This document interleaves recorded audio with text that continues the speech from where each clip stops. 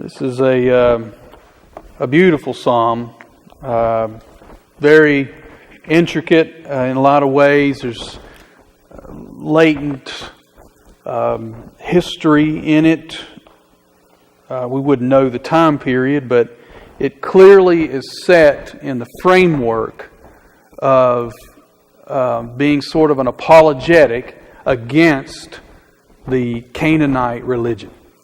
And so I think that's really interesting. In fact, some scholars have even argued that the psalmist took Canaanite poetry and just transposed over it worship to Yahweh. And of course, we know better than that.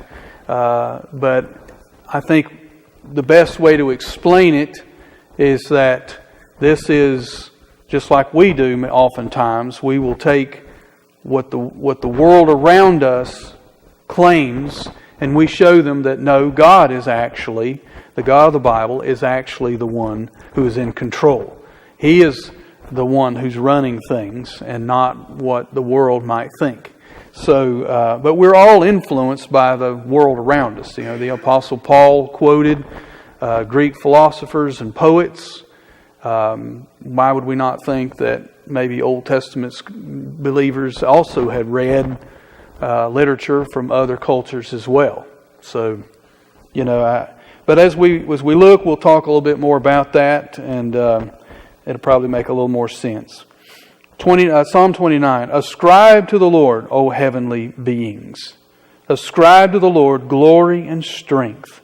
Ascribe to the Lord the glory due His name. Worship the Lord in the splendor of holiness. The voice of the Lord is over the waters. The God of glory thunders. The Lord over many waters. The voice of the Lord is powerful. The voice of the Lord is full of majesty. The voice of the Lord breaks the cedars. The Lord breaks the cedars of Lebanon. He makes Lebanon to skip like a calf, and Sirion like a young wild ox. The voice of the Lord flashes forth flames of fire. The voice of the Lord shakes the wilderness.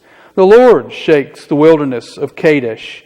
The voice of the Lord makes the deer give birth, and strips the forest bare.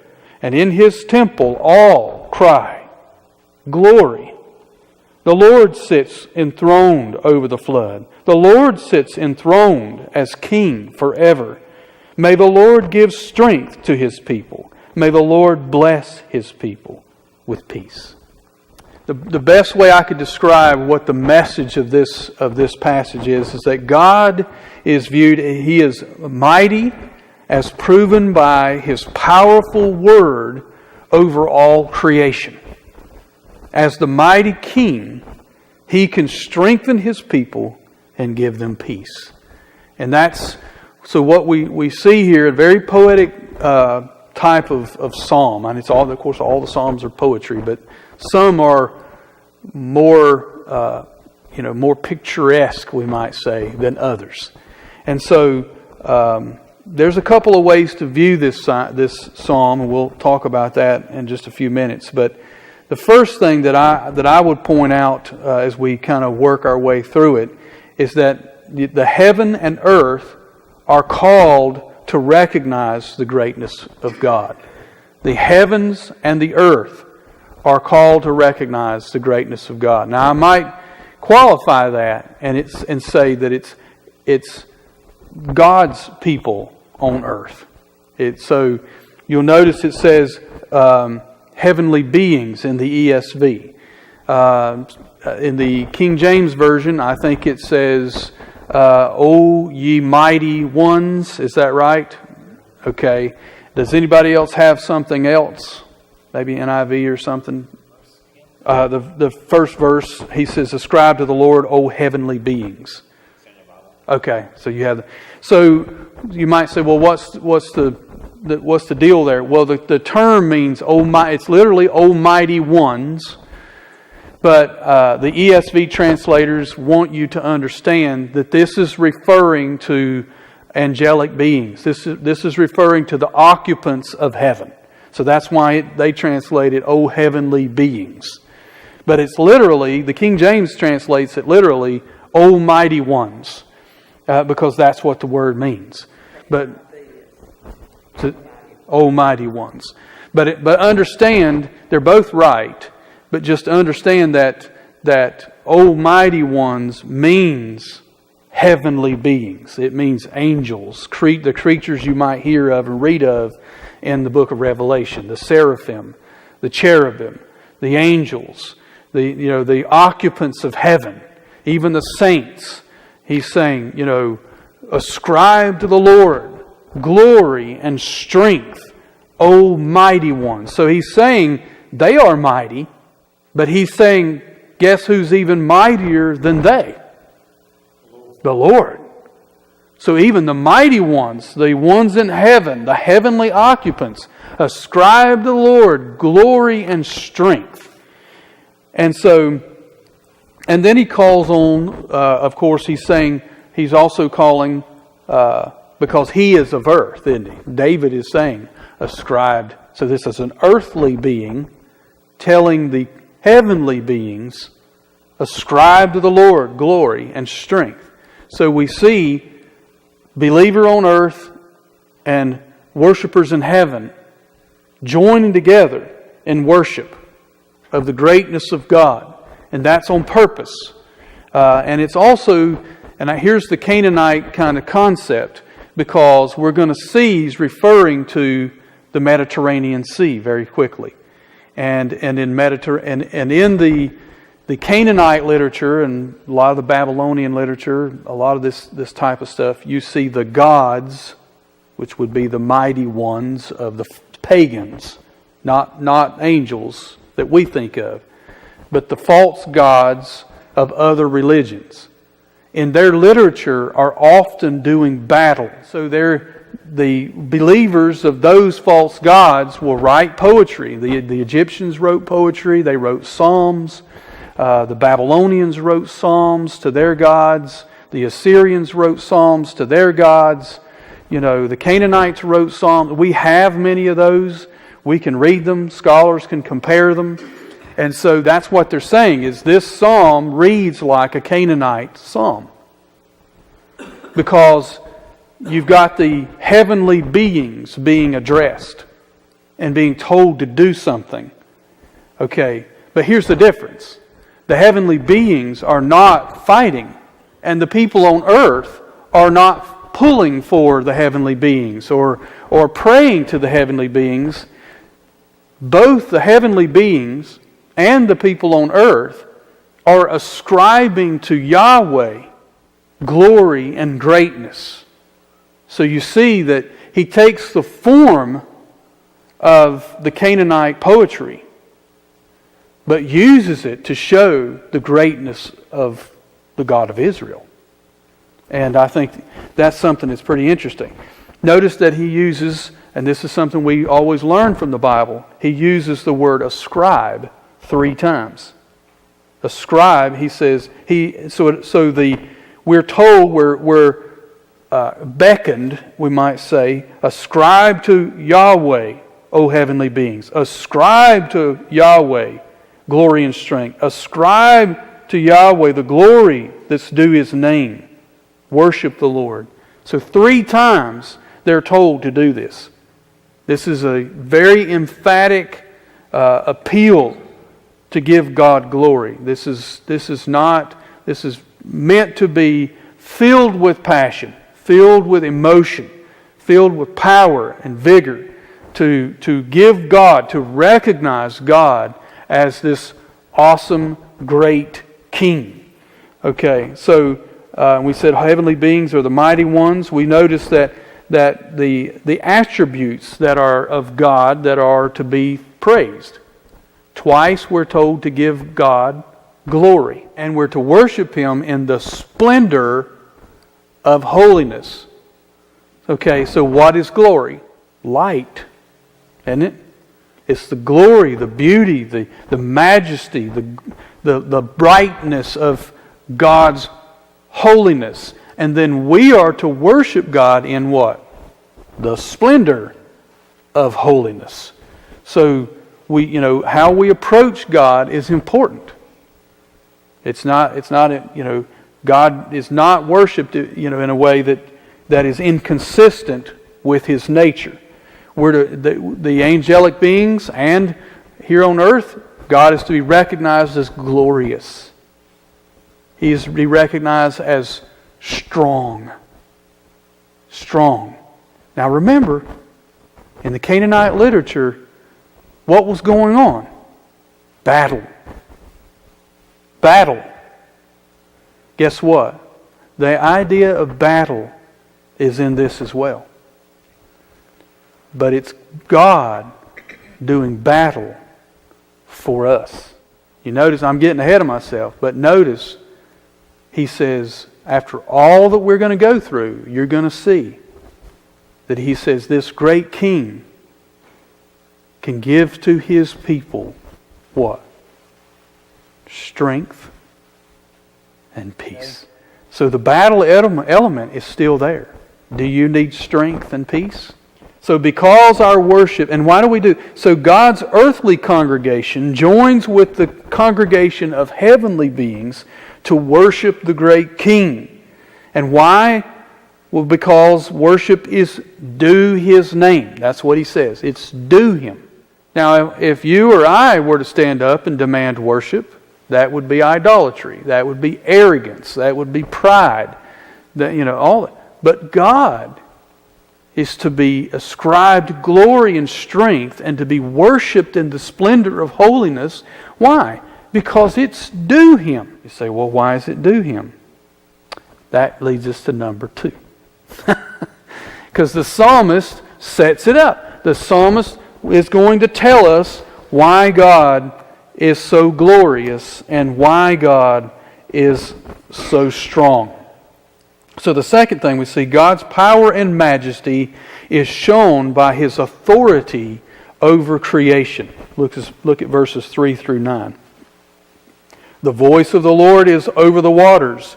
The God of glory thunders. The Lord over many waters. The voice of the Lord is powerful. The voice of the Lord is full of majesty. The voice of the Lord breaks the cedars. The Lord breaks the cedars of Lebanon. He makes Lebanon to skip like a calf and Sirion like a young ox. The voice of the Lord flashes forth flames of fire. The voice of the Lord shakes the wilderness. The Lord shakes the wilderness of Kadesh. The voice of the Lord makes the deer give birth and strips the forest bare. And in His temple all cry, glory. Why do they cry glory? Because God is so great. God is so amazing. God is so powerful.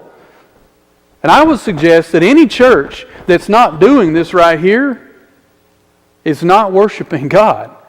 We ought to come before God with awe and being awestruck every time. And if we're not, guess who the problem is with? It's us. Because we're not seeing God for who He is. We're not realizing the God whom we serve. We've allowed other things to cloud our vision of Him. It's interesting. The reason why the Israelites didn't say His name out loud, because they were so terrified of misusing God's name. Because glory actually means weight. Yeah. It's very weighty, basically. And God takes His name seriously, so if they said it, basically they fear that they'll drop dead, basically. Yeah, that's why they use the word Lord, because they didn't want to say the word Yahweh. They were afraid. They're afraid they would drop dead. Afraid they would use it in vain. And so they use the word Lord. And so, yes, we need to approach God with a holiness, not terror, but a great love of God, a great reverence, like the psalmist is portraying right here. And so we see His power and His majesty over creation, His authority over creation. Okay, now is this the God we serve today? Let's ask that question. The first thing we see is that Yahweh rules over the storm of the sea. So what's happening here? There's two ways of picturing this passage. One way is to picture a storm standing, if you will, think in your mind about Israel. Okay? here's what it looks like. Remember, you guys always think of a kind of a sea. Down here's Egypt. Maybe up here would be, Syria. And then, Israel is right here. And then here's the Mediterranean. This is the water out here. So if you're standing here and you look out over the Mediterranean, you would see storms sometimes out on the sea, powerful storms, and they would move inland, and they might do exactly what you see in this psalm. You would see them. The voice of the Lord is upon the waters. What are we seeing? We're seeing a great storm. We're seeing roaring oceans, lightning flashes, thunders, whirlwinds.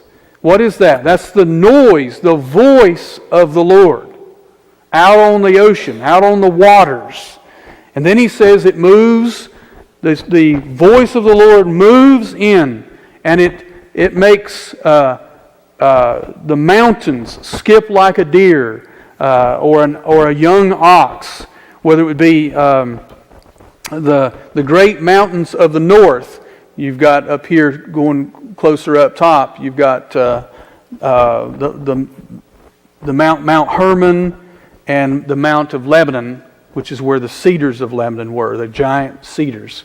Okay, and so he's saying that this storm would move in off the Mediterranean. It would hit the mountains. It would hit the great cedars. Now remember, in their mind, here's the Mediterranean, a massive, powerful sea. The waves are powerful. The storm comes in. This is very dangerous. They also would look at Mount Hermon and the Mount of Lebanon, and they would see these are imposing, 10,000 foot above sea level. And yet God makes them jump around like a young ox. Who makes a mountain move like that? God. Who can splinter the cedars of Lebanon like a twig? You can think of a hurricane or a tornado going through and it shatters trees and knocks down houses. If you ever watched any of those videos, you've seen a hurricane move up on a big 2-story plank house, and it just grabs hold of that and boards, and it's just gone. That's what's being envisioned here, is this giant storm moving off the Mediterranean, hitting the wood, the mountains, and shaking the mountains, and tearing down cedar trees, and he's Lord over the animal life. It moves into the desert land eventually. So that's one way of seeing this psalm. And I think I've preached it that way. I can see that clearly being the case. There's another way you can see the psalm, and that is that the psalmist is not really picturing the movement of a storm, but he's just saying that God is in control of that storm on the ocean. God can shake these mountains that you look at all the time that are so amazing. If you lived near the Rockies, you might constantly be looking up at the Rockies and how amazing they are. God could take those and shake them like they're nothing. The voice of God is heard in the desert. This wasteland, this barren wasteland that you think, well, is God in control of this? Is God over that? Can God help people there? Does God speak to people there? Yes, God's voice is over the wilderness of Kadesh, which was a desert land. Okay? God's authority. So Yahweh rules over the storm of the sea. Yahweh rules over the great mountains to the north. Yahweh rules over the vast desert lands. Yahweh rules over the animals and the great forests.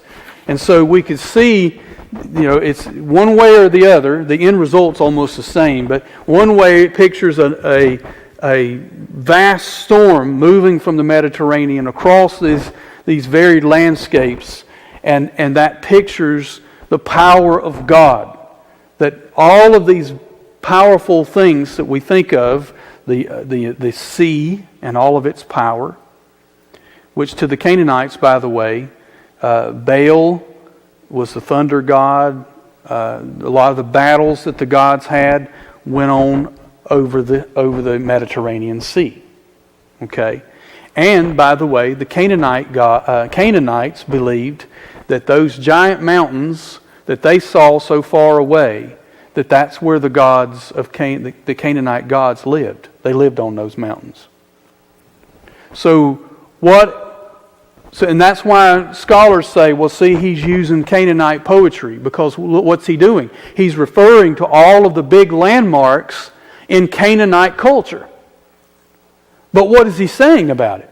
They belong to God. And God, the place where Baal fights over the Mediterranean, the voice of the Lord is over that.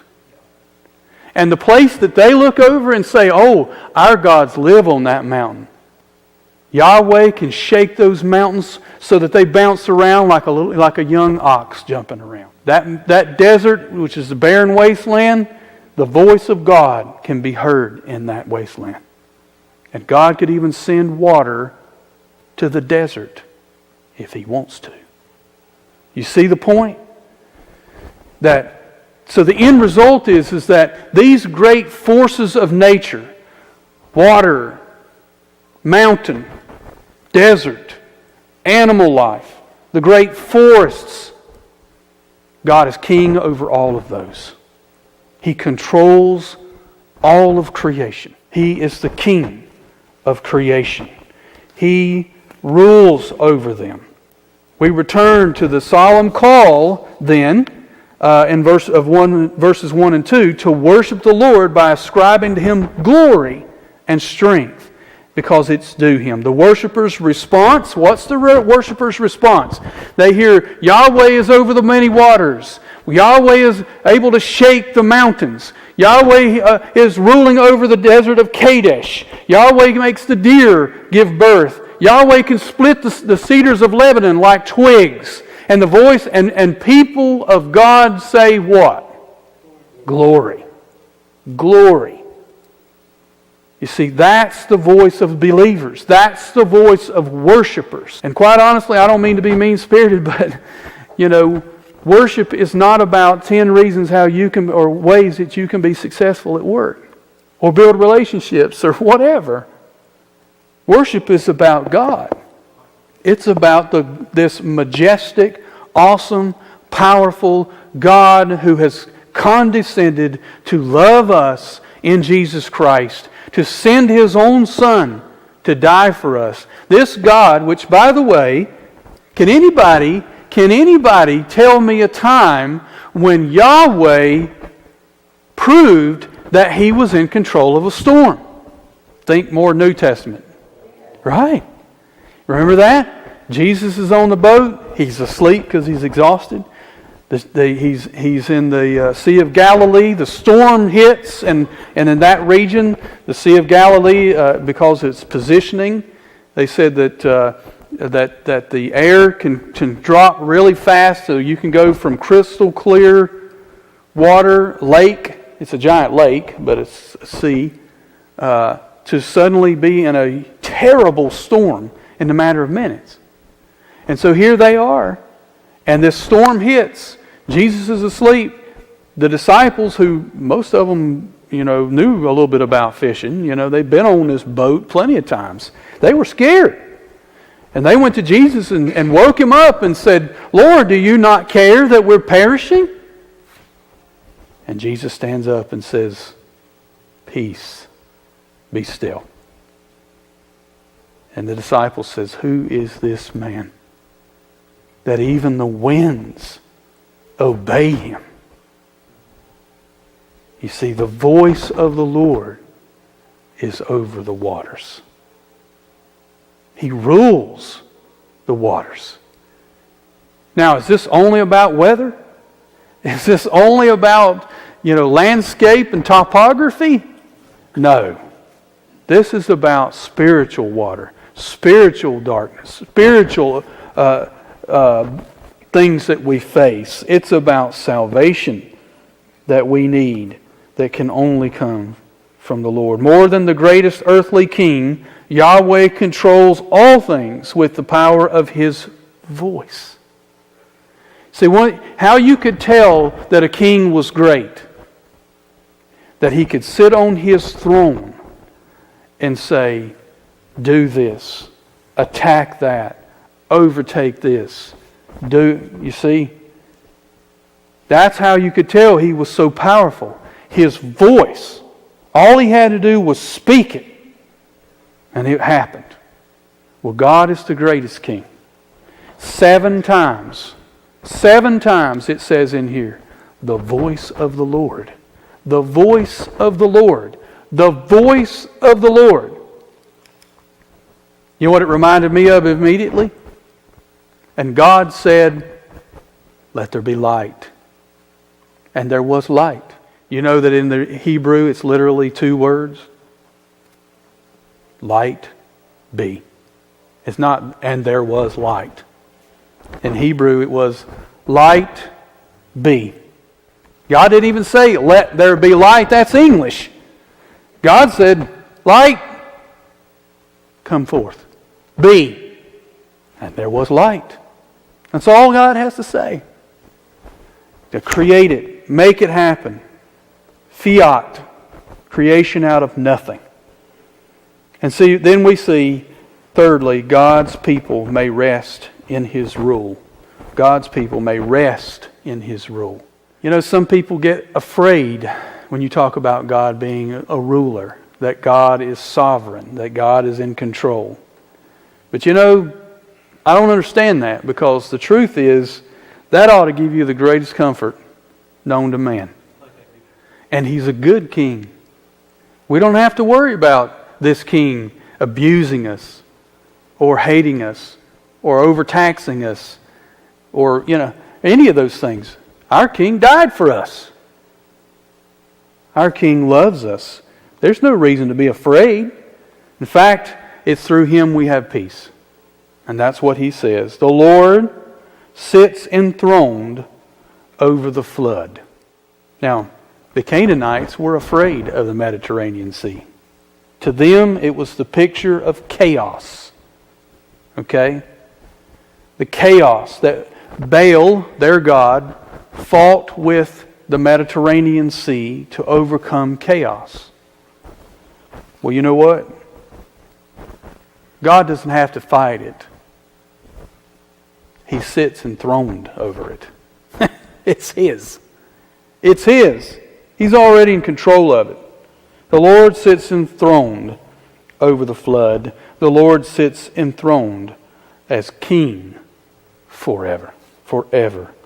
May the Lord give strength to His people. May the Lord bless His people with peace. The psalmist takes us back to the storm. The Lord sits enthroned over the flood. The Lord sits enthroned as forever as King. If we like, we may choose to see this as a storm flooding over, or to see that the psalmist is showing us that at every piece of this imposing landscape, God is over all of that. Whichever, it doesn't matter. The end result is the same. God is in control of all of those great colossus that cause us fear, that threaten our soul, that He is victorious, that He is a King who is able to save us. And eventually He does do that in the Lord Jesus Christ. God is King over the flood and over the creation forever. Therefore it is right for His people in heaven and on earth to seek His strength and His peace. And we've talked about it when we did our study of worship. We talked about how that, and it's not something we mention much, that's why I'm mentioning it now, how that when we worship, we join in with the worship of heaven. No body of believers is really ever worshiping alone. There's worship in heaven all the time.